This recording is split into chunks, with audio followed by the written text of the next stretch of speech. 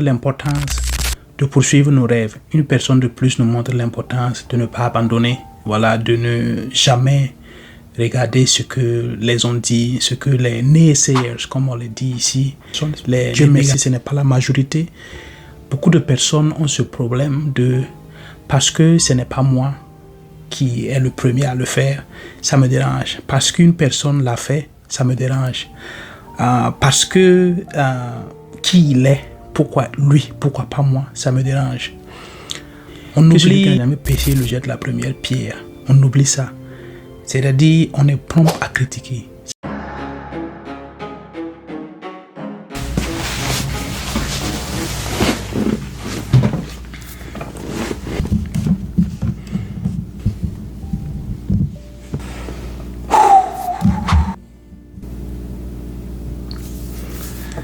Salut les amis, j'espère que vous allez bien, que vous vous portez bien et que tout va pour le mieux pour vous. Bienvenue sur Valeur Ajoutée. Moi, je m'appelle Stéphane Kaboré et je suis ravi de vous retrouver pour cette nouvelle vidéo. Très content aujourd'hui, voilà, parce que une personne de plus nous montre l'importance de poursuivre nos rêves. Une personne de plus nous montre l'importance de ne pas abandonner, voilà, de ne jamais regarder ce que les ont dit, ce que les naysayers, comme on le dit ici, les négationnistes, ceux qui sont négatifs envers toi, envers ce que tu as comme idée, ce que tu as comme entreprise, ce que tu vas entreprendre. Il ne faut pas trop les écouter, ne les regarde pas. Vous voyez un problème que nous avons en Afrique, en général et au Burkina, peut-être en particulier. Certaines personnes, Dieu merci, ce n'est pas la majorité, beaucoup de personnes ont ce problème de parce que ce n'est pas moi qui est le premier à le faire, ça me dérange. Parce qu'une personne l'a fait, ça me dérange. Parce que qui il est, pourquoi lui, pourquoi pas moi, ça me dérange. On oublie parfois de regarder le parcours des gens, on oublie de voir d'où les personnes viennent, voilà, avant de commencer à les juger, avant de commencer à les dénigrer, avant de commencer à les prêter même des intentions peut-être qui ne sont pas vraies. On oublie aussi que, comme on le dit, que celui qui n'a jamais péché le jette la première pierre. On oublie ça. C'est-à-dire, on est prompt à critiquer. Si c'était des critiques qui allaient construire, qui allaient être constructives même, ça vaut mieux. Mais des critiques pour démoraliser, pour rabaisser, pour... Et le problème, ce sont nos semblables. C'est ton compatriote, c'est ton frère africain, c'est une personne qui fait quelque chose d'assez bien, d'assez grandiose. On critique, on rabaisse, on insulte. C'est notre point fort. Pourquoi est-ce que c'est devenu comme ça? Je ne sais pas trop. Moi-même, je me suis des fois laissé pris dans ce jeu-là. Voilà. Mais de temps en temps, je m'arrête parce que j'ai constaté que nous courons. Nous sommes comme une masse et nous regardons ce que la masse fait. Voilà. Et puis nous suivons, nous tous, nous courons dans la même direction. Bien vrai qu'on dit que quand tu arrives dans un pays et que tout le monde marche par la tête, toi tu dois marcher par la tête. Mais de temps en temps, il faut te poser la question. C'est pas parce que tout le monde le fait que c'est une bonne chose. Un monsieur que j'ai connu il y a à peu près quelques années, voilà, je ne l'ai pas connu, je peux dire, sur les réseaux sociaux en tout cas, je l'ai découvert. Il est assez controverse. Oui, il est controverse. C'est bel et bien du coach Simon Comporé dont je vais parler aujourd'hui. Il est très controverse parce qu'il a eu vraiment... il y a eu à deux occasions que j'ai remarqué, il y avait une émission qui passait au Burkina Faso que je suivais sur les réseaux sociaux qu'on appelait le café. Et il a allé dire que l'école n'est pas une bonne chose. Et il a eu des gens assez houleuses avec certains des panélistes, je ne sais pas comment on dit ça, certaines des personnes, voilà, certains des chroniqueurs, disons-le comme ça. Et après, il est allé sur la RTB, il a eu vraiment une prise de bec avec une autre chroniqueuse qui était sur la même télévision nationale du Burkina Faso. Et il a insisté, il est resté droit dans ses bottes. Il dit que l'école, voilà, n'est pas une bonne chose. Voilà, c'est controverse. Moi, je ne vais pas dans la même direction que ce qu'il dit, mais je ne me suis pas focus uniquement sur ce qu'il a dit pour continuer à l'écouter, à le suivre et à voir ce qu'il fait et ce qu'il accomplit. Voilà. Quand tu vois des personnes comme ça, qui sont droits dans leurs bottes, qui disent des choses, voilà, et puis ils back it up. Quand ils disent quelque chose, et puis ils back it up avec des faits et des gestes, des choses qui lui permettent de succéder. Voilà, comment, de succeed dans la vie, d'avoir des retours positifs pour sa propre vie et que au passage, il ne vole pas quelqu'un, il ne force pas la main à quelqu'un, il ne brigande pas des gens pour prendre leur argent. Voilà. Et je pense qu'il ne doit pas avoir de problème parce que dans ce pays-là, pour ne pas dire au Burkina Faso, on sait qui fait quoi en général. Nous tous, on se connaît. Le pays est grand, mais c'est en même temps petit. Donc, généralement, tout le monde se connaît. Et le coach Simon Simon Ouedraogo a fait quelque chose d'inédit. C'est vrai qu'on dit que quand tout le monde te félicite, ça veut dire quelque chose qui ne va pas. Voilà, donc, mais qu'à cela ne tienne, il a fait quelque chose d'inédit. Voilà, je pense, et c'est dit que c'est le premier en Afrique à avoir drainé autant de monde dans un stade pour la dédicace d'un livre. Je ne connais pas, je n'ai jamais vu, en tout cas de mes yeux, la dédicace d'un livre qui a drainé autant de monde. Voilà. Il dit, c'est un coach, il aide les gens à sortir de la pauvreté, il aide les gens à entreprendre, il les supporte et il dit aux gens d'entreprendre. En quoi est-ce que cela est mauvais? Et qu'on se dise la vérité aussi, l'école, telle qu'elle est actuellement en Afrique, c'est plus ou moins, jusqu'à un certain niveau, ça abrutit un peu parce que c'est la même chose qu'on apprend, c'est les mêmes choses qu'on dit. L'école, on nous apprend, comment on appelle ça, les Pyrénées, les Alpes, les montagnes, le mont Everest. Vous avez entendu qu'un Burkinabé est allé grimper sur le mont Everest. On nous apprend des choses qui n'ont absolument pas d'importance aujourd'hui sur notre vie. Moi, je suis ici, je demande à des gens, est-ce que je connais le Burkina Faso? Je ne connais pas le Burkina Faso. Mais à l'époque, nous, on connaissait les États des États-Unis ici. On connaissait des choses que, voilà, et puis, qui ne servent absolument à rien. Qui ne servaient à rien. Pourquoi eux, ils n'apprennent pas notre histoire et puis nous, on apprend leur histoire, par exemple? Ce sont des choses comme ça qu'on peut dire que, effectivement, l'école telle qu'elle est là, l'école telle qu'elle est, la façon dont on nous apprend, ce n'est pas. Il y a des choses qui ne sont plus adaptées, qui sont inadéquates, qui ne servent plus à rien. Ça, c'est vrai, c'est une vérité. Voilà, moi, c'est comme ça que j'ai compris quand il a dit que l'école ne sert pas à grand chose. Moi, c'est comme ça que je l'ai compris. Voilà. Et c'est sûr que il y a des programmes scolaires qui doivent être changés. Je ne sais pas pourquoi ça traîne autant. Il y a des choses qu'on apprend à l'école aujourd'hui en Afrique qui ne servent absolument à rien.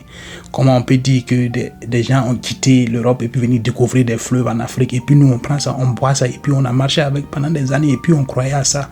Voilà, par exemple. Voilà. Mais comme on veut être buté, comme on veut trouver des choses pour faire des polémiques, pour faire des buzz, on va prendre cette phrase-là et puis utiliser ça contre le coach Simon ad vitam aeternam. Pendant ce temps, le coach Simon a évolué. Pendant ce temps, il a évolué puisque, comme je vous le disais tout à l'heure, il a fait la dédicace d'un livre, La puissance de l'auto-éducation, où il a drainé du monde. Et dans ça, on a trouvé des mots à dire. On a ressorti le fait qu'il disait, voilà, comment tu peux sortir un livre et puis tu dis que l'école n'est pas bien. Parce qu'on a essayé de buter sur ce qu'il a dit, sans chercher à aller au fond de son raisonnement, sans chercher à comprendre vraiment ce que ça veut dire. Ou mais en sachant ce qu'il veut dire, mais en faisant semblant.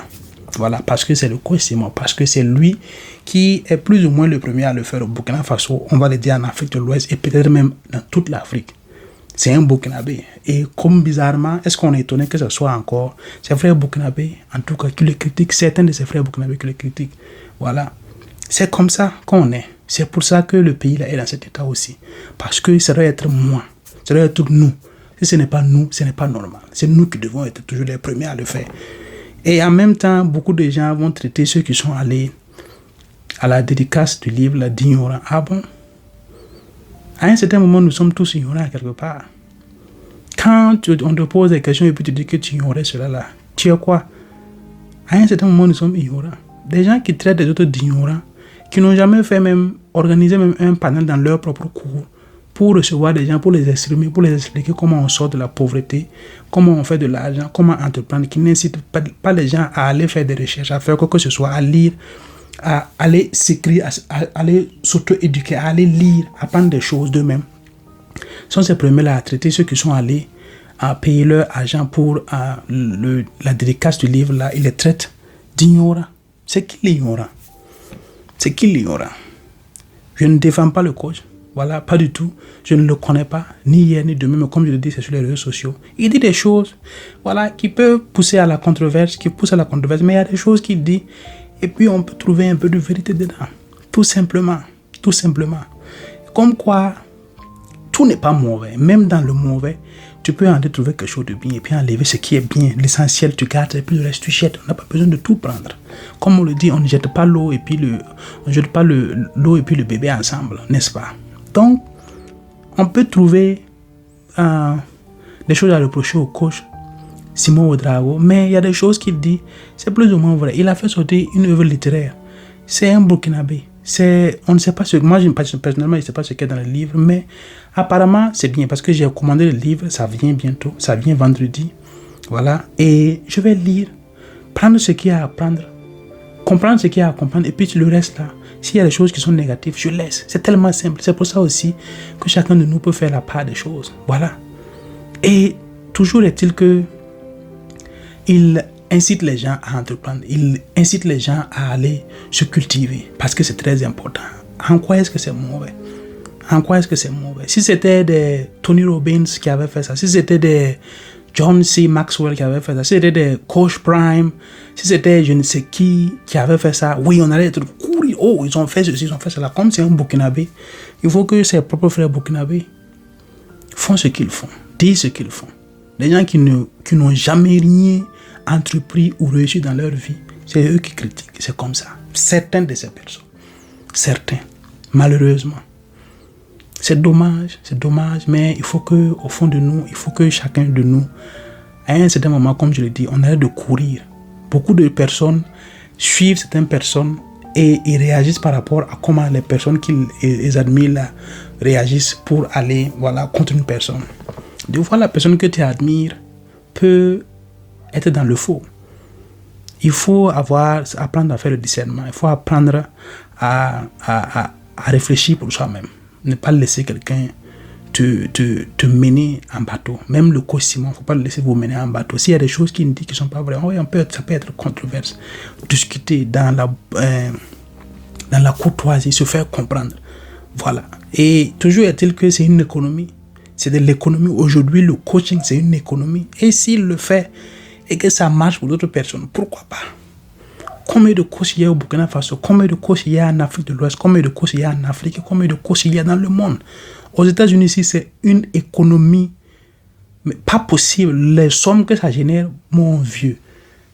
Ce que le coach Simon Comporé, j'insiste sur le coach Simon Comporé, ce que le coach Simon Ouedraogo a fait, ce n'est rien comparé à ce qui se fait dans tous d'autres cieux. Quand les Tony Robbins font des retreats, c'est des milliers et des milliers de personnes. Des dizaines de milliers de personnes qui vont suivre ces choses-là. Quand paix à son âme, les gens comme, comment il s'appelle là, le docteur Miles Monroe faisait ses conférences. C'est des milliers de personnes. Quand les Golden Myron font leurs conférences, c'est des milliers de personnes. Des dizaines de milliers de personnes. Quand on ne parle pas de John C. Maxwell, no, we don't talk about them. Pour eux, c'est la catastrophe. C'est une économie. Et dans ça, il y a des gens qui s'en sortent. Il y a des gens qui vont suivre cette conférence-là et qui reviennent transformés. Il y a des gens qui en ont besoin. Et le Burkina Faso, on a besoin de coaching parce que c'est bien vrai qu'on nous a appris des choses qui ne sont pas vraies. On nous a montré des choses, qui ne sont pas du tout vraies. Et il faut que des gens pour démonter ça. Voilà, on n'a pas la culture de l'entrepreneuriat. Ce n'est que récemment que c'est devenu en vogue. Voilà, mais maintenant, il faut guider les gens à aller bien dans l'entrepreneuriat. Comme nous autres là, on ne connaît pas grand-chose. On apprend sur le tas, on apprend de jour en jour parce que bon, on est dans la vie active et on essaie de faire un peu de côté pour voir comment ça va être. C'est tout. Mais on apprend, on s'auto-éduque sur YouTube, sur Facebook. C'est pour ça que ces réseaux sociaux-là aussi sont importants. Pas seulement pour s'insulter, pas seulement pour critiquer ses frères qui font des choses, qui essaient de faire des choses, voilà, mais pour faire des recherches. Voilà, les réseaux sociaux aussi, ça sert à ça. C'est important. C'est très, très, très, très important parce que ça te permet de faire des recherches. Ce n'est pas que des fesses, ce n'est pas que des danses. Non, il y a plein de choses à apprendre dessus. Ça dépend de comment tu veux utiliser ça. Je l'ai dit, si je ne me trompe pas dans une autre vidéo, les réseaux sociaux deviennent ce que tu veux que ça soit. Si tu veux que ce soit un outil d'apprentissage, un outil de développement pour toi, ça peut l'être. Il y a des gens à suivre. Moi, j'essaie de faire en sorte que quand mon fil de l'actualité, ce sont des gens qui sont vraiment intéressants, qui pop-up sur mon fil de l'actualité pour que je vois ce qu'ils disent, pour que je vois ce qu'ils sont en train de faire, ce qu'ils sont en train d'entreprendre. C'est ça. C'est un choix. C'est chacun, tu décides. Voilà. C'est ce que je vais à dire. C'est ce que j'avais à dire aujourd'hui. Je vais dire à mes jeunes frères, voilà, ne vous laissez pas. Apprenez de coach Simon, apprenez d'autres coachs, apprenez de gauche à droite, apprenez de partout. Prenez ce qui est bon et expérimentez. Si ça ne marche pas, allez chercher ailleurs. C'est comme ça la vie. C'est en forgeant qu'on devient forgeron. Et de temps en temps, on a besoin de coach. On a besoin de coaching, des gens qui vont vous guider, des gens qui ont des carnivals qui vous guident.